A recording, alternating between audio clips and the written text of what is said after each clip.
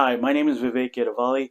I'm an assistant professor within the Department of Radiology in the Division of Neuroradiology, and I also serve as the Director of Stroke Imaging.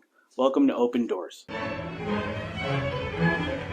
Stroke is one of the leading causes of disability and death, not only in the US but across the world.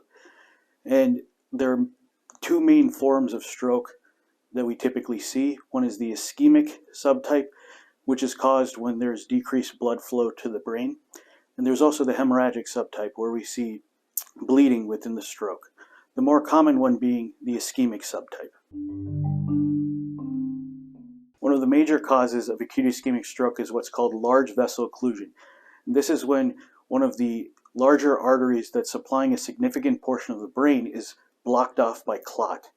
And it's very important that we detect strokes caused by large vessel occlusions and any types of strokes in general in a time-sensitive manner so we can get these patients the appropriate management as soon as possible. Neuroimaging plays a crucial role in not only detecting stroke, but also within stroke management. For example, in patients who have large vessel occlusions that are causing the acute ischemic stroke, neuroimaging plays a pivotal role by being able to detect the stroke and also the site of occlusion. We typically use computer tomography or magnetic resonance imaging as the major forms of neuroimaging to be able to detect the stroke and the potential site of occlusion. Neuroimaging also plays a crucial role in being able to detect the parts of the brain that are at risk of stroke but have still not stroked out yet. This is called salvageable tissue, or penumbra.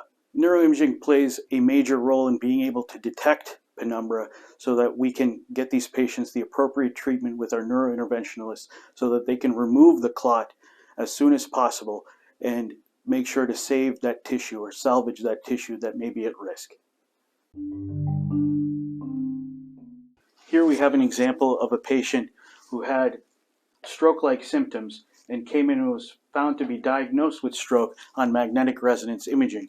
And not only were we able to diagnose the stroke, but we also were able to find the site of occlusion and also the presence of tissue at risk, or penumbra, that's caused by this occlusion over here so that we can get these patients the appropriate treatment they need and remove that clot as soon as possible.